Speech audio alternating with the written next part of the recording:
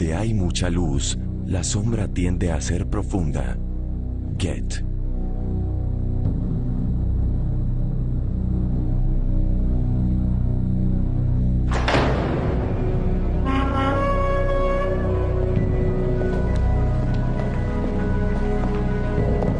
Hoy, alrededor del mundo, hay más de 4 millones de personas involucradas en la masonería. ¿Quiénes son estas personas? Sus secretos nos apasionan. Su discreción despierta nuestra curiosidad. No obstante, las mismas logias han olvidado de dónde vinieron. El mayor de sus misterios ha permanecido sin esclarecer durante siglos. ¿En dónde y cómo empezó todo? ¿Cuáles son los verdaderos orígenes de la masonería?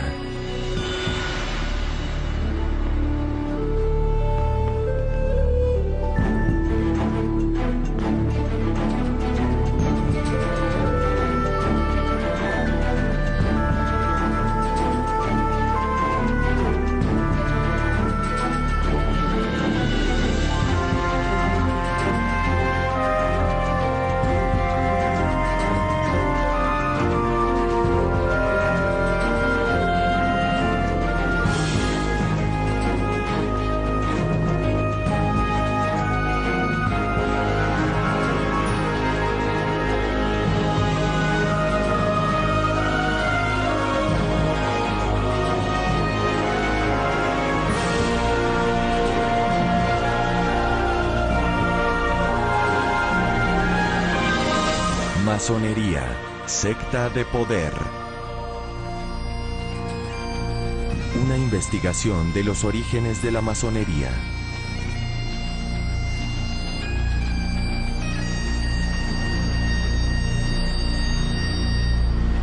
En el corazón de Londres se levanta uno de los templos masónicos más grandes del mundo.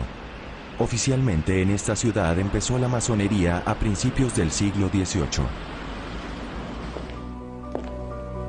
Para algunos, es una sociedad secreta envuelta en un profundo misterio. Para otros, es un grupo basado en la iniciación que promueve la fraternidad entre los seres humanos. Pero para muchos, es una red de negociantes codiciosos y de conspiradores. Los masones cultivan el misterio que a su vez levanta sospechas. Para el mundo de los masones, este círculo vicioso tendría consecuencias nefastas. Esto explica por qué, en 1738, la masonería fue excomulgada por el Papa Clemente XII. Sería el comienzo de una larga serie de condenas a los masones y sus secretos.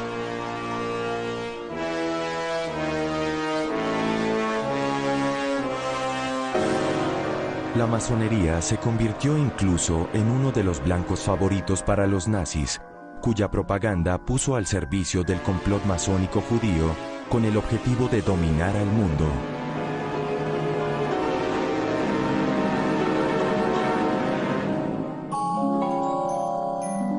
Este contexto de sospecha explica la percepción de una imagen caótica de la masonería.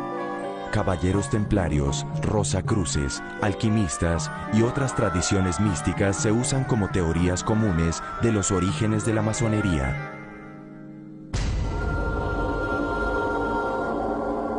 ¿En dónde está la verdad? Abramos algunas puertas. Muchas personas creen que los masones son los descendientes de los caballeros templarios. Creada en el siglo XII, la Orden de los Templarios acompañó a los cruzados a Jerusalén. Sin embargo, después de la pérdida de la Tierra Santa, el Papa y el Rey de Francia acusan a los caballeros templarios de toda suerte de crímenes. Finalmente, el Rey Felipe el Hermoso ordena su arresto y su ejecución en la hoguera. Desde entonces, según la leyenda, existe un tesoro de los caballeros templarios aún por descubrir.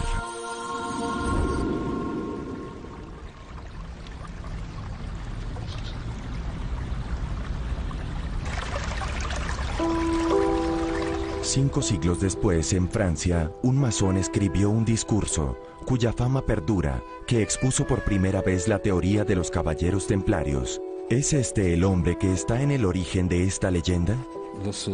Este es el hombre a quien llaman Caballero Ramsay, Andrew Ramsay, orador de la Gran Logia de Francia. Por ser orador, se esperaba que preparara conferencias para ser dictadas a los masones. El caballero Ramsay es escocés, huyó de las guerras religiosas en su país y se exilió en Francia. El miedo hace que el pueblo se disperse. Esta es nuestra historia. En 1736, en una logia en París, pronunció su discurso en el cual afirmó que los masones son los descendientes de los caballeros templarios. Hicieron votos de restablecer los templos de los cristianos en Tierra Santa. Juraron emplear su ciencia y sus bienes para devolver la arquitectura a su primitiva constitución. Y explica que durante las cruzadas, estos caballeros tenían dos misiones: construir los fuertes en los cuales podían refugiarse y luchar contra los infieles. En una mano tenían una espada y en la otra una herramienta. Y por primera vez, Ramsay le atribuye a la masonería un origen caballeresco. Desde entonces, nuestras logias llevaron el nombre de las logias de San Juan en todos los países. El discurso de Ramsay perdurará en los siglos y se grabará en la mente del público durante años. No obstante, la historia que narra existe solo en su propia imaginación. Nunca ha habido prueba establecida de afiliación con los caballeros templarios.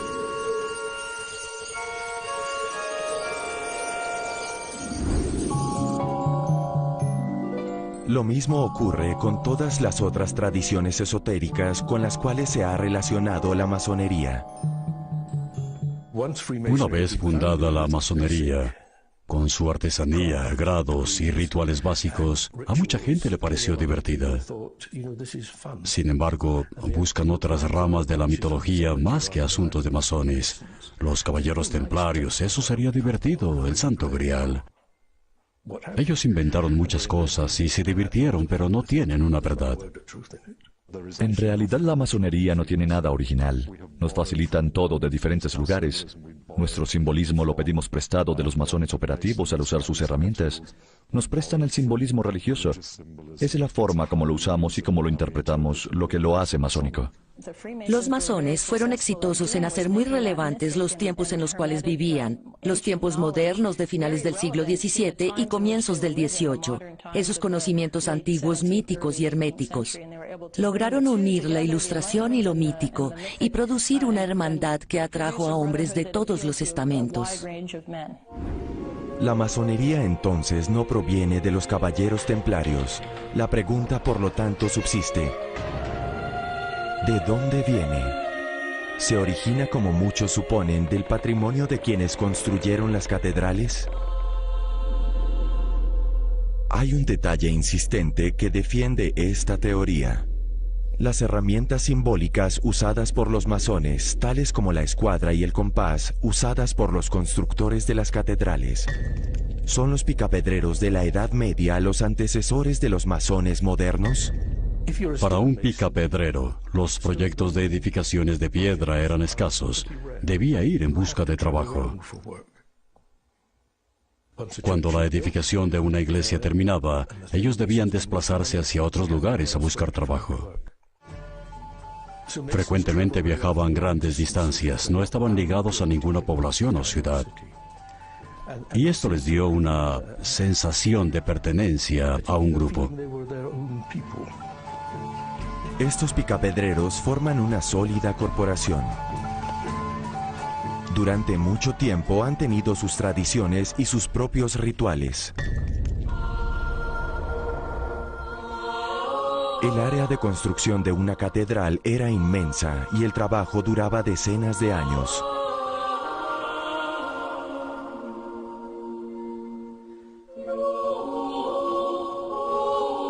Al lado norte de la edificación, los picapedreros construían un refugio de madera que permanecía en pie hasta que terminaban la obra. Lo llamaban logia. Toda la actividad giraba alrededor de este lugar. Allá se refugian de la lluvia, comen, descansan o se preparan para el trabajo del siguiente día. Pero la logia no es solamente un lugar de descanso.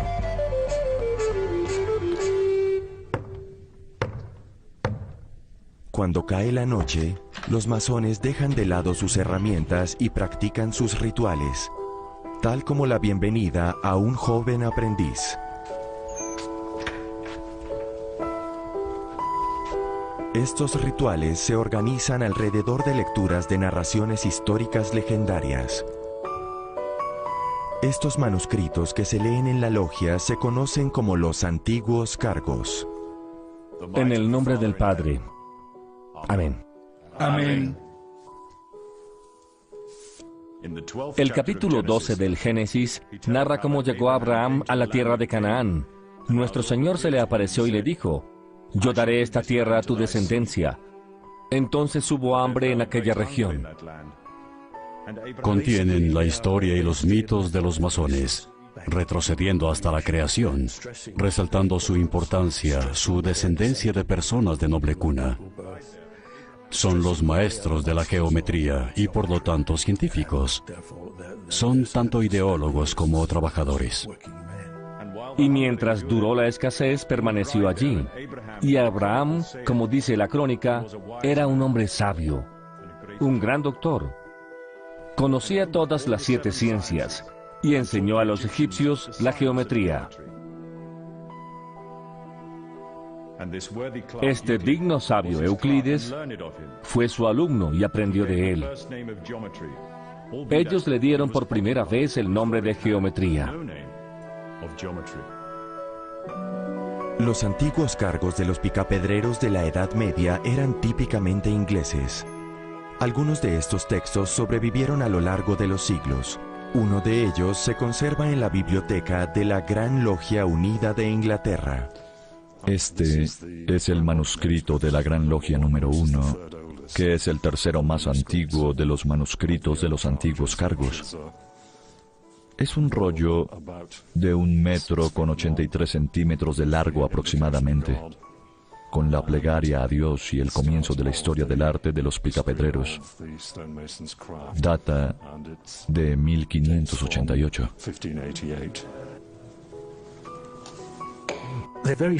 Son manuscritos muy pequeños, de pocos centímetros, cuadernillos, y parece que se hicieron para que los picapedreros los cargaran, sugiriendo viajes otra vez.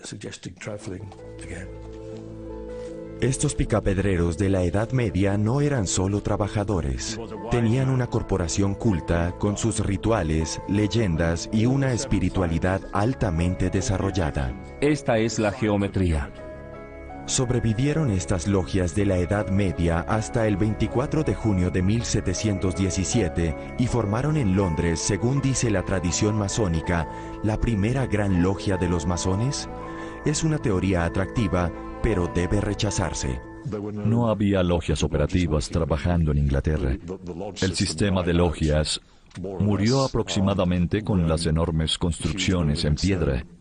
En la época Tudor se inició el cambio hacia las construcciones en ladrillo.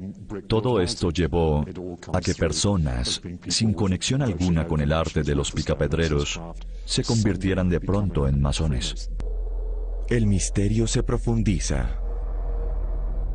Las logias de los picapedreros habían desaparecido en Inglaterra. ¿Cómo entonces entró en existencia la primera gran logia? Para develar el misterio, regresemos al lugar y el tiempo del nacimiento oficial de la masonería. En Londres, el 24 de junio de 1717.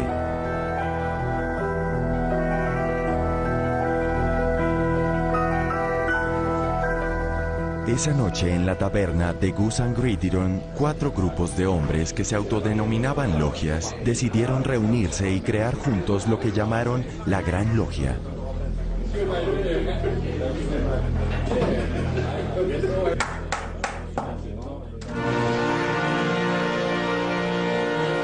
Queridos hermanos, votemos. Procedieron a elegir al primer gran maestre de esta gran logia, Anthony Sayer. Felicitaciones.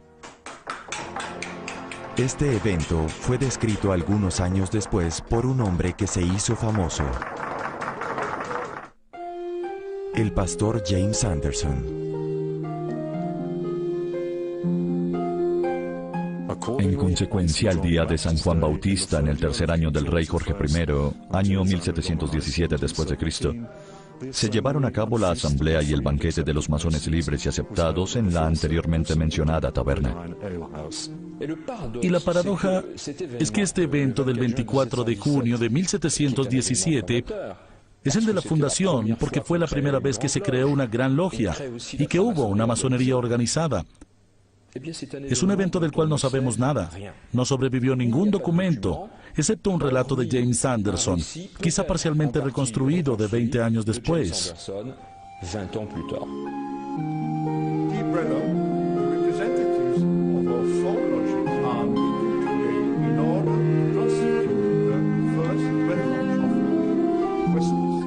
Esto es problemático. No hay prueba de que esta reunión se llevara a cabo ni registro histórico del momento de fundación de la masonería moderna.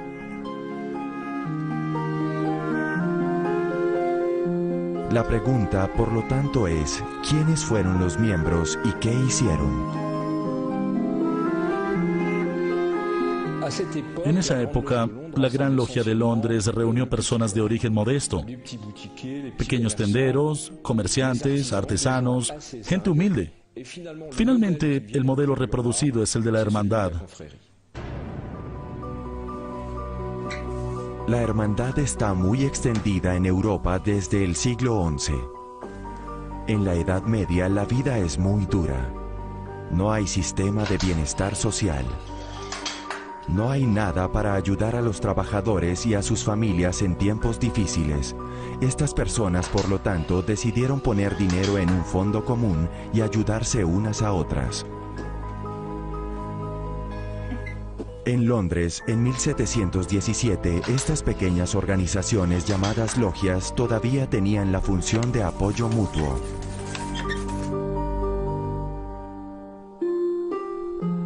A comienzos del siglo XVIII, la idea de apoyo mutuo ya no es suficiente para congregar a las personas. Surge una nueva sociedad de comercio y tiempo libre. Los hombres tienen otros ideales y pronto se crearán clubes de muchas clases. Es una época en la cual hay multiplicación de sociedades, de asociaciones. Y para mí, este aspecto de homosociabilidad, de socializar con otras personas, es muy importante. Hay lugares en los cuales los hombres de diferentes corrientes religiosas y políticas pueden reunirse y tener amistad. Esto es todo muy masónico. Es una de las causas de la masonería, pero existía en un ámbito más amplio. Lo que tenía la masonería que las otras sociedades no tenían era un propósito serio. Los hombres se convertirían en mejores seres humanos, aprenderían a ser ciudadanos de sus países. Otro club ofrece un destacado ejemplo de esta nueva intención. Desde 1660, el objetivo de la Real Sociedad es reunir diferentes tipos de hombres alrededor del estudio de la ciencia. Tuvo considerable éxito y gracias a esta sociedad, la revolución científica llegó a Europa con los trabajos de Isaac Newton. De pronto llegó la confirmación de que el mundo obedece reglas que la mente humana puede formular. Ahora sabemos que muchos de los miembros de esta Real Sociedad estaban interesados en el club masónico que empezaba a surgir. Es importante saber que las nuevas ciencias no son enteramente científicas. Todavía están interesadas en la alquimia o en la hermética o en muchos otros temas que hoy día no consideramos científicos. Pero los miembros de la Real Sociedad los combinaban. La masonería era un vehículo lógico para hacerlo. Muy rápido, una verdadera moda masónica invade a Londres. Es un éxito arrollador que involucra a todas las clases sociales. El número de logias se multiplica. En 1723, solamente en Londres hay más de 30 logias. Y en pocos años explota. Nobles, burgueses, comerciantes, todos en Londres dicen, esta es la última locura. Y no es cualquier grupo.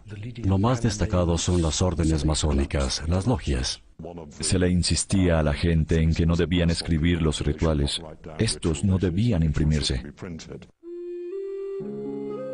Estaba prohibido publicar estos primeros rituales. No obstante, algunos relatos sobrevivieron. Los miembros de la logia se sentaban alrededor de una mesa sostenida sobre caballetes. En un retablo se dibujaba lo que se conocía como la logia. Había 2 columnas y se agregaban otros símbolos o herramientas. Solo entonces iniciaban la reunión de la logia. Después se borraban los dibujos y se servía la cena sobre la mesa. Las imágenes asociadas con los rituales de la masonería son muy poderosas y atractivas, y reúnen otros elementos importantes como la música, como los trajes, que las hacen muy interesantes. Los primeros masones de origen modesto se reemplazarán rápidamente. La moda atraerá personas con un perfil muy diferente. Los nobles y los caballeros harán su aparición. Su ingreso sellará definitivamente el destino de la institución.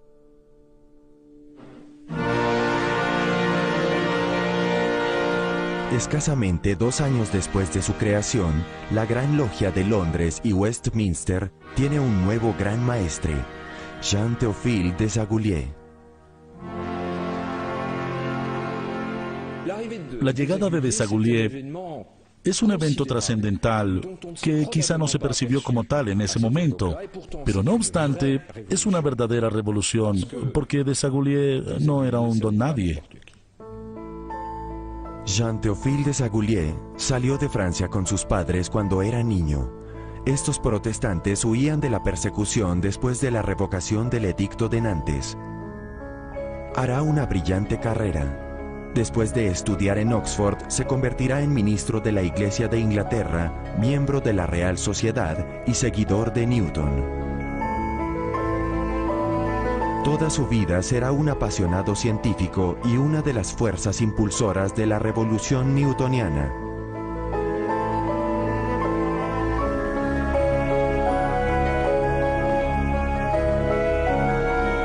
La Real Sociedad de Londres ha tenido miembros famosos tales como Charles Darwin. Es la primera organización que incluye la experimentación como centro de la investigación científica. Keith Moore es el guardián de la memoria de la venerable entidad. Desaguliers dejó su sello en la institución. Estaba en el centro de una red de personas interesadas en la ciencia. Pero no solo en la ciencia. Hablaba francés muy bien, latín y dictaba conferencias en 3 idiomas. Por lo tanto, su esfera de contacto no era solo británica, se extendía al continente también. Los trabajos de Desaguliers se conservan meticulosamente en la Real Sociedad. Estos archivos originales dan testimonio del medio científico en el cual vivió y trabajó.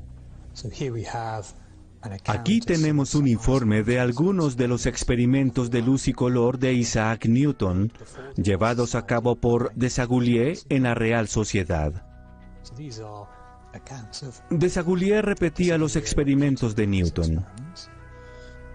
Aquí tenemos luz blanca descompuesta en sus partes constituyentes, rojo, naranja, amarillo, verde, y aquí en orden inverso.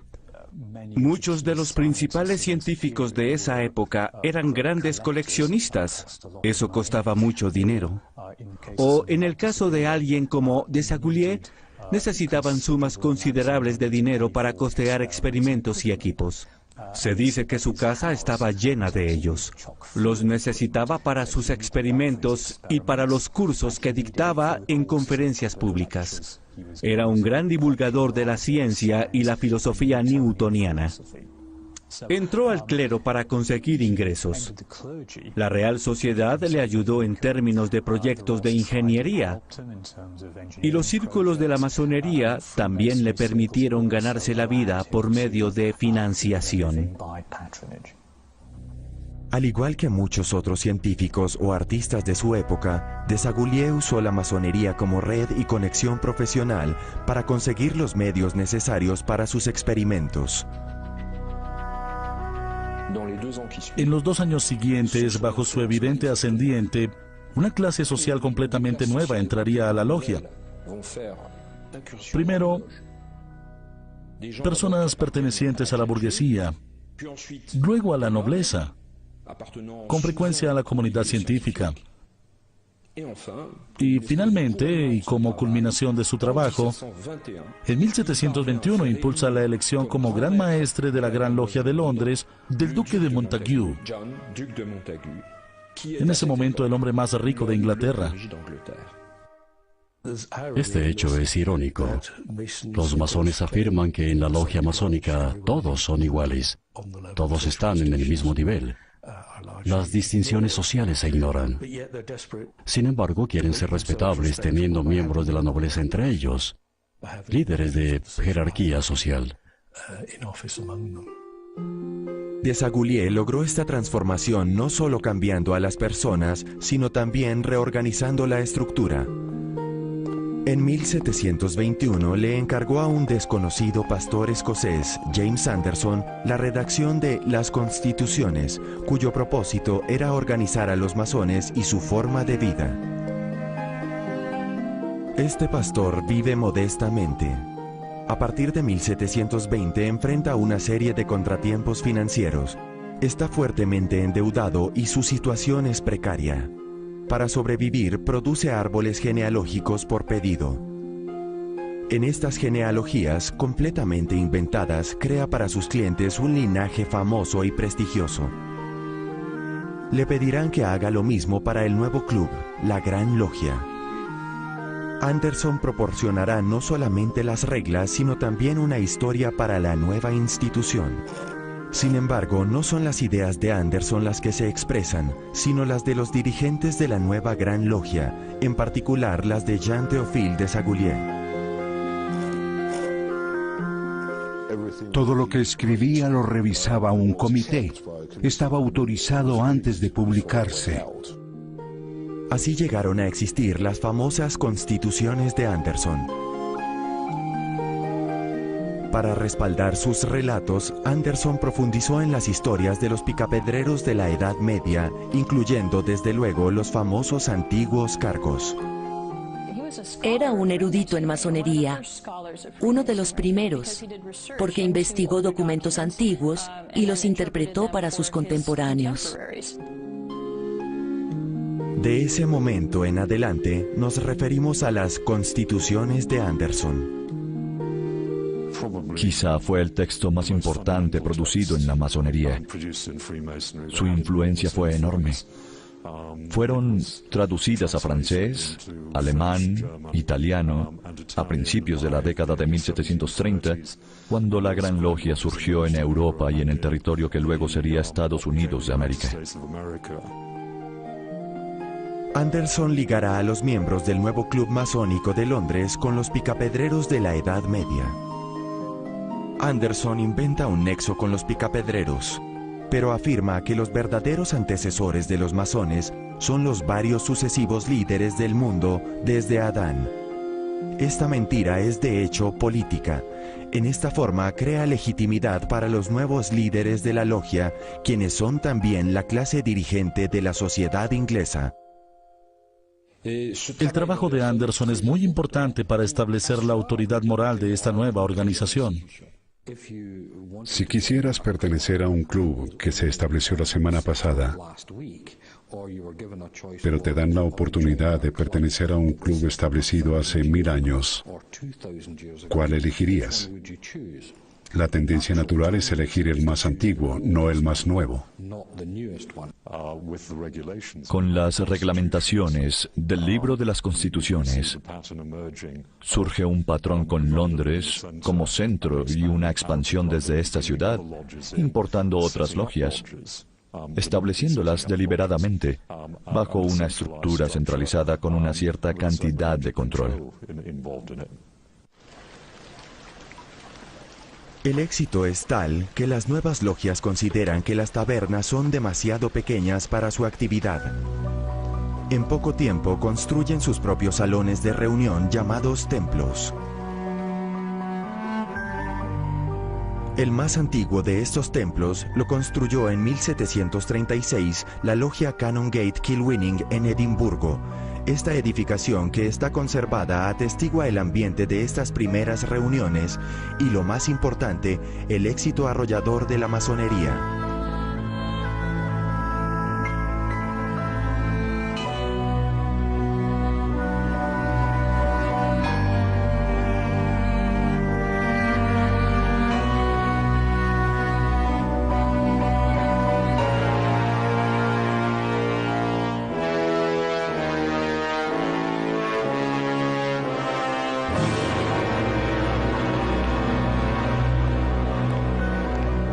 Los artífices de este éxito son un pastor escocés y el hijo de un refugiado francés. Anderson y Desaguliers son ambos extranjeros en este Londres del siglo XVIII. En las calles te tratan como un forastero, un clérigo no conformista, una persona marginal. Una logia masónica proporciona un espacio en el cual te aceptan incondicionalmente como hermano. Cuando Desaguliers pasó por una persecución religiosa, pudo sentirse atraído por esta idea masónica de tolerancia, respeto y fraternidad. Ya lo dice Anderson en sus escritos, la masonería es el centro de unión para reunir a quienes de otra manera hubieran estado siempre a una distancia perpetua. Inglaterra y Escocia se unieron recientemente en un solo reino, después de años de guerra civil, de caos político y religioso. Parece que es posible una paz precaria. Sin embargo, los escoceses no eran muy populares en Inglaterra en ese tiempo. ¿Por qué eligió Desaguliers a un escocés para redactar sus constituciones? La explicación está tal vez en un viaje profesional que Desaguliers hizo a Escocia unos meses atrás. En Edimburgo conoce una misteriosa institución, la logia Capilla de Mary. ¿Era esta una logia masónica igual a las de Londres? Desaguliers encuentra un lugar que usa símbolos de construcción masónicos que le son conocidos. Y lo más importante, parece ser mucho más antigua que cualquiera de las logias inglesas. La logia Capilla de Mary todavía existe y tiene actas de sus reuniones de siglos atrás. Excepcionalmente, Ewan Rutherford y Joseph MacArthur, ambos miembros de esta logia, aceptaron que se filmara por primera vez el informe original que registra la visita de Desaguliers hace 300 años. En este día, el Dr. Jean-Théophile Desaguliers, miembro de la Real Sociedad y capellán de Su Excelencia James, Duque de Chandois, antiguo maestre general de las logias masónicas en Inglaterra, estando en la ciudad y deseando tener una conferencia con el diácono guardián y los maestres masones de Edimburgo, solicitó una entrevista que se le concedió. Encontrándolo calificado en todos los aspectos de la masonería, lo recibieron como hermano en su sociedad. Para mí, es evidente que el Dr. Desaguliers, habiendo trabajado en la ciudad de Edimburgo, estaba enterado de la logia y su operación, porque quería entrevistarse con el diácono guardián y los maestres masones de Edimburgo. Quería conocer la logia. Había sido gran maestro de Inglaterra, según decía, pero querían estar seguros. Estoy seguro que para él era un honor visitar la logia de Edimburgo. Él era consciente de su larga existencia y apreciaba la antigüedad de la logia. Decidió que un escocés masón, que presumiblemente había conocido a Anderson en Londres anteriormente, era la mejor elección para redactar las constituciones, porque realmente conocía a fondo todo el tema masónico.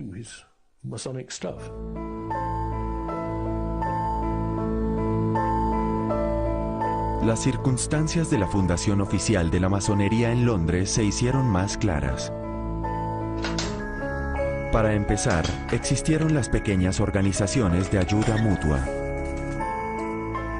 Posteriormente, la nobleza y los caballeros interesados en la ciencia y en una búsqueda de dimensión espiritual asumieron el control. Finalmente, Desaguliers usó la masonería para crear una institución y darle reglas y una historia. Los rituales masónicos ligados a los picapedreros se conocieron esencialmente por medio de la investigación de Anderson, por una parte los antiguos cargos ingleses y por la otra un cierto número de tradiciones escocesas. Estas tradiciones son legado de las logias de los comerciantes escoceses, las cuales, como la capilla de Mary, existían de tiempo atrás. Y aquí tenemos un nuevo misterio para develar. ¿Quiénes son estos masones escoceses que precedieron a los clubes de Londres por más de 100 años?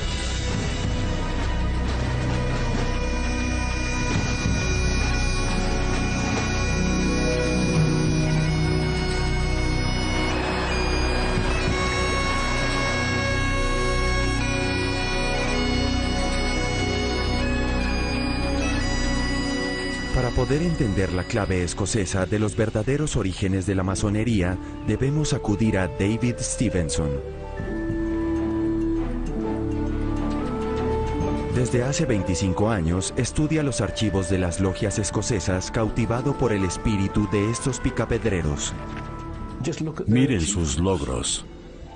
Observen el paisaje medieval. Hay casas domésticas de 2 pisos. Imponentes abadías y catedrales.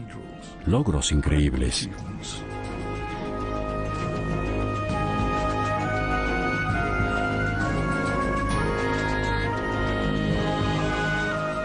Los masones dicen, somos los verdaderos arquitectos. Dios creó el universo. Nosotros creamos las edificaciones de Dios sobre la tierra. Él fue constructor. Nosotros también lo somos. Estos picapedreros escoceses conocerán un profundo cambio. Un personaje enigmático provocará una revolución en el gremio. El rey Jaime VI nombra a William Shaw maestro de obras a finales del siglo XVI. En Escocia lo llamamos el padre de la masonería moderna. Y la razón de este apelativo es que sabemos que algo ocurría en el gremio de los picapedreros aquí en Escocia. Llegó William Shaw, el servidor civil, el empleado de la corona, y entonces todo cambió. William Shaw tomará su trabajo muy en serio. Reorganizará las logias escocesas, las cuales hasta entonces no tenían reglamentación. Y para hacerlo en 2 años, escribirá 2 textos fundamentales que llamamos Estatutos de Shaw. Los Estatutos de Shaw son 2 textos legales aprobados en 1598 y 1599 por la Corona de Escocia. Por primera vez, estos textos organizan a los masones escoceses en entidades llamadas logias y los somete a obligaciones administrativas.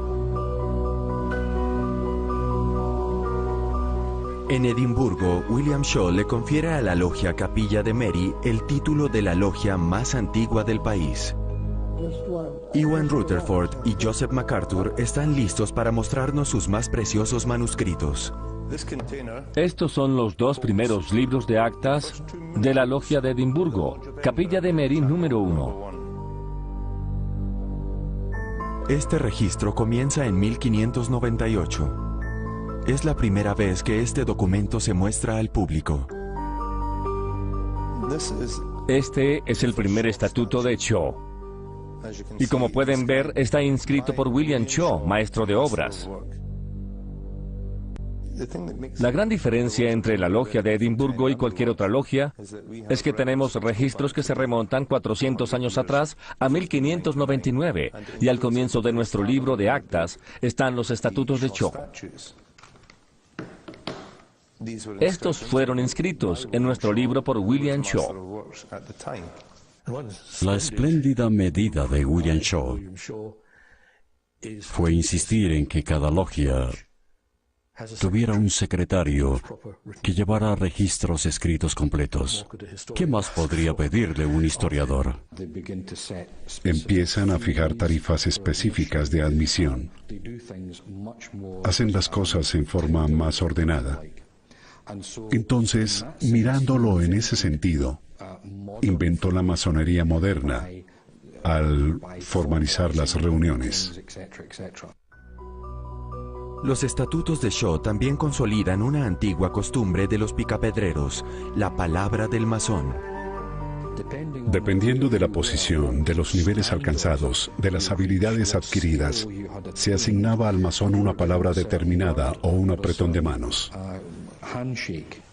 Según los estatutos de Cho, es la costumbre en las logias escocesas en esa época. Un maestre masón no tiene ninguna autorización para darle empleo a un trabajador que se lo solicite, si éste no le da su clave. Y esa clave es la palabra del masón. Por último, estos estatutos tienen otro aspecto fascinante. Unas pocas palabras cargadas con significado e historia tomadas de una espiritualidad especial, el arte de la memoria. Concebía un medio mediante el cual los picapedreros pudieran guardar sus secretos. Sabía que eran analfabetas, que no sabían leer ni escribir. Entonces les dijo, durante el año cada uno debe memorizar algo. Cada año se pondrá a prueba su habilidad para recitarlo en la logia, frente a los demás. Desde luego, es sorprendente encontrar no solo una alusión, sino una referencia muy evidente al arte de la memoria en un texto cuyo objetivo se supone que es reglamentar el trabajo en las logias masónicas operativas, porque es evidente que con el arte de la memoria aparece de pronto una tradición intelectual muy antigua.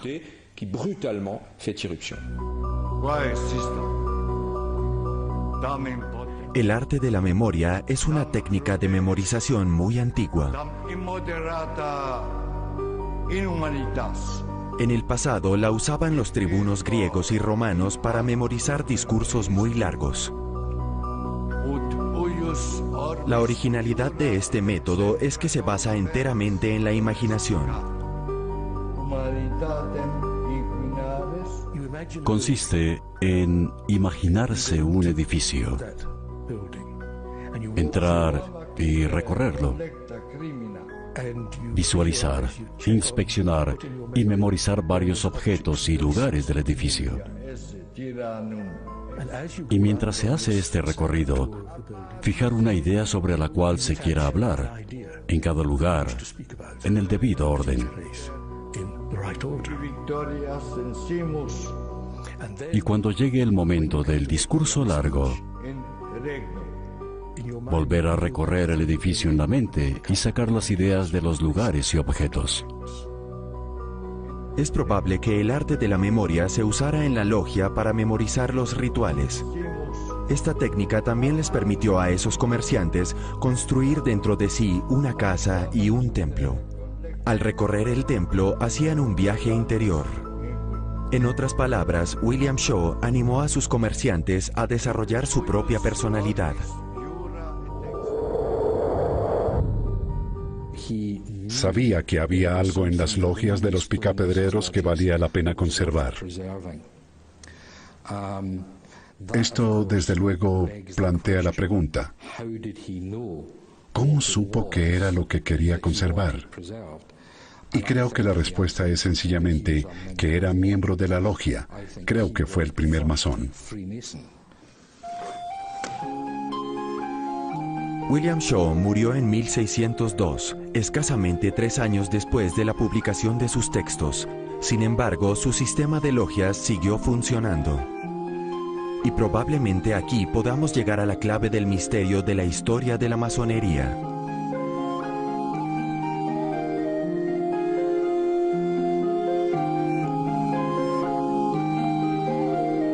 Aparecerá un nuevo fenómeno.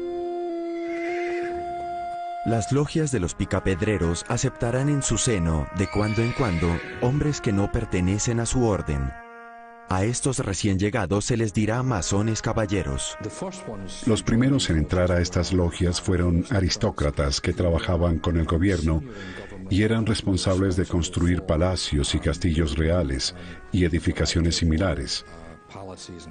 Entonces había una conexión entre los picapedreros y estos aristócratas, una conexión de trabajo. Llegaban, hacían su iniciación y nadie volvía a verlos en la logia.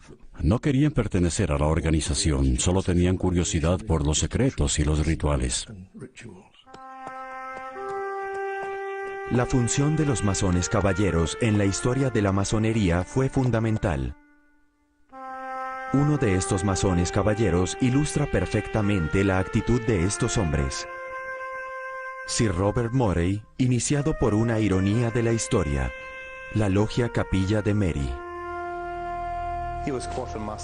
Era intendente general del ejército escocés que sitiaba a Newcastle. Varios miembros de la logia de Edimburgo estaban claramente involucrados con el ejército y lo aceptaron como miembro de la logia. El rey dijo de Robert Morey que era un hombre que tenía su iglesia propia. Era un hombre muy creyente. Tenía también una masonería con sus propias creencias. En el momento de su iniciación, Robert Morey recibió una marca de masón, una señal, el pentáculo. La marca de masón es una antigua tradición de los picapedreros. Cada uno debía marcar su piedra para recibir su salario.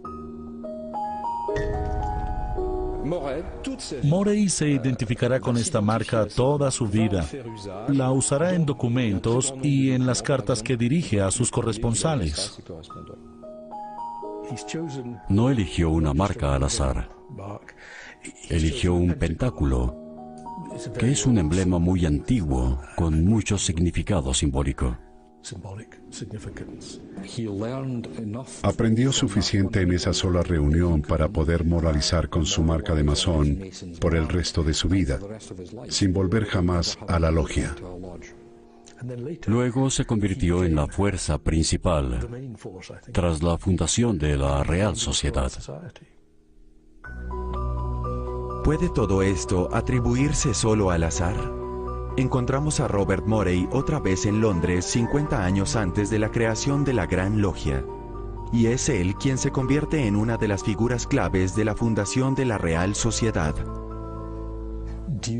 Debido a la influencia de Morey con la familia real inglesa, la Real Sociedad obtuvo sus cédulas reales y su nombre. Fue un personaje muy importante desde 1660 en adelante. También se dice que era masón. Su filosofía era, llámese masónica o no, la tolerancia y la igualdad entre los hombres, de todas las clases y creencias. Esto se convirtió en una de las características principales de la Real Sociedad. No se discutía por religión o política, se socializaba y se hablaba de ciencia.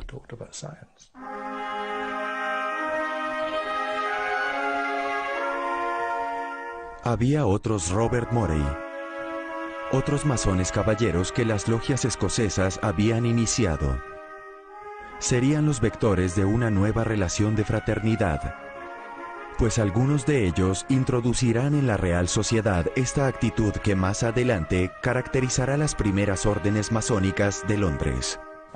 Para mí es un periodo fascinante porque es la gran pregunta que nadie ha contestado aún satisfactoriamente. ¿Por qué lo hicieron? ¿Qué hacían? Creo que la respuesta más cercana es una idea que se ha venido desarrollando durante los últimos 30 o 35 años. Buscaban una manera de salvar la distancia, de resolver las dificultades religiosas y políticas. Querían unir a la gente. ¿Se puede pensar en que estos caballeros y los picapedreros escoceses que los recibieron eran masones? ¿La masonería la inventaron los escoceses en el siglo XVI o los londinenses en 1717? Los escoceses creen que empezó en su país. Los ingleses creen que en Inglaterra. El problema son las palabras operativa y especulativa que se aplican a la masonería. Y la creencia es que solo la forma especulativa podría ser una forma válida. Y todo esto parte desde la ideología sobre la cual se establece la Gran Logia. Es asunto de definición. Cuando hay logias con iniciaciones masónicas, con miembros que no son picapedreros, para mí es una masonería. A finales del siglo XVII, cuando ni siquiera se hablaba de masonería, ya existían los masones, incluso antes de que existieran las logias. Esta es nuestra historia. Las interrelaciones humanas, lejos de las vicisitudes de la guerra y el conflicto,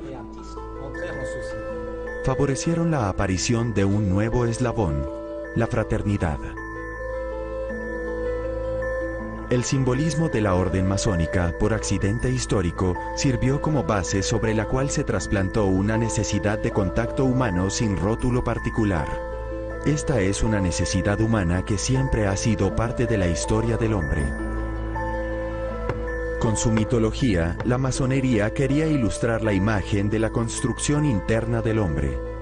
En su propósito de elevar al hombre de la tierra hacia el cielo, la masonería inculcó una nueva espiritualidad, cuya fuerza provino de las interrelaciones humanas.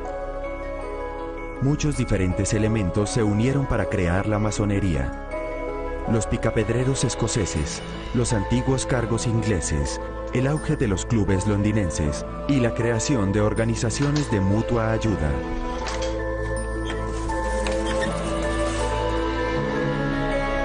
Una élite obsesionada tanto con las interrelaciones humanas como con el progreso científico.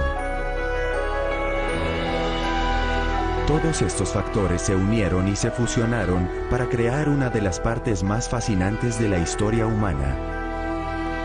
Una historia rica, cuya investigación apenas comienza.